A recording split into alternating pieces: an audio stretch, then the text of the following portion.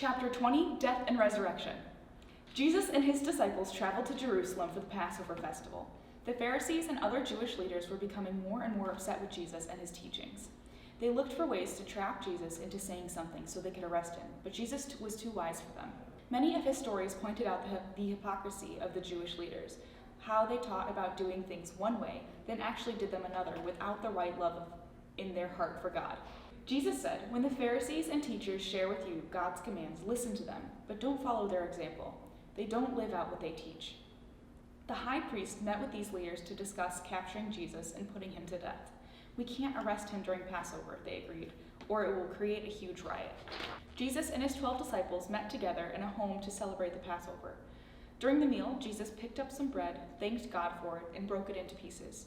Giving it to his disciples, he said, "Take this and eat. This is my body given for you." Then Jesus picked up a cup of wine and thanked God for it. He gave them the cup and said, "All of you drink this. It is my blood given for you, a new covenant between God and his people. It is poured out to forgive the sins of many. Remember me when you continue to eat and drink these things together." Jesus told them, "When you see what happens tonight, you will all abandon me. It is part of God's plan that I will be betrayed and die. But don't fear, I will rise again from the dead." He knew his disciple Judas would betray him, bringing Jewish soldiers to capture him later that night when no one was around. After the meal, when it was dark, Jesus went to pray. Filled with pain and sorrow, he pleaded with God, "Father, if there is another way besides my death, please let that happen. But I will do whatever you ask." Just as he had finished praying, Judas showed up with an armed mob. He greeted Jesus with a kiss, a sign to show the guards which one they should arrest. Jesus said to them, "Am I a dangerous criminal that you need weapons to capture me? Why didn't you arrest me in the temple where I've been teaching every day? No, this is part of God's plan, just as the prophets predicted long ago." When the guards arrested Jesus and dragged him away, the disciples ran away and hid. The guards beat Jesus and brought him before the Jewish leaders for questioning. They asked, "Are you the Messiah, the Son of God?" Jesus answered, "I am, and you will see me seated next to God in power, coming back on the clouds of heaven."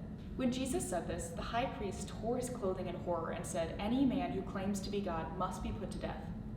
Then they slapped Jesus in the face and spit on him.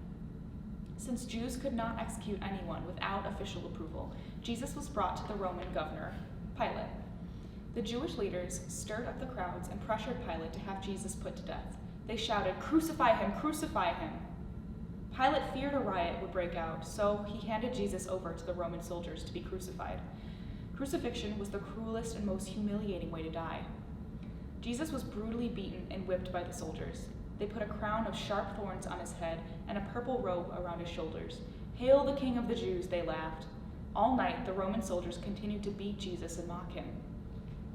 When morning came, they led Jesus to a place called Skull Hill. Like a criminal, Jesus was nailed to a heavy wooden cross between two thieves.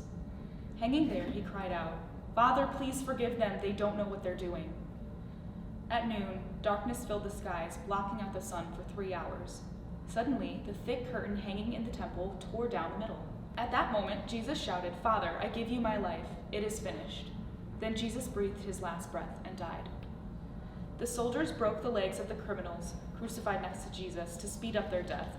When they found Jesus was already dead, they didn't break his legs. To be sure, one of the soldiers stabbed him in the side with a spear. Blood and water poured out. Late Friday afternoon, Jesus' body was taken down from the cross, wrapped in long strips of cloth and buried in a rich man's tomb. A large stone was rolled over the entrance to the tomb, and Roman guards were posted to make sure nothing happened to his body. Early on Sunday morning, some of the women who followed Jesus went to prepare his body for burial. When they arrived at the tomb, they saw that the stone was rolled away and the soldiers were gone. Suddenly, 2 angels appeared. They said, "Why are you surprised? You were looking for Jesus, but he is not here. He's been raised from the dead." The women were excited but afraid and hurried to tell the disciples the amazing news. Some of them ran back to the tomb and looked inside for themselves. Jesus was not there. Bible memory verses for this week come from Luke 24:7. "The Son of Man must be delivered into the hands of sinful men, be crucified, and on the 3rd day be raised again." And John 13:1. Jesus knew that the time had come for him to leave this world and go to the Father. Having loved his own who were in the world, he now showed them the full extent of his love.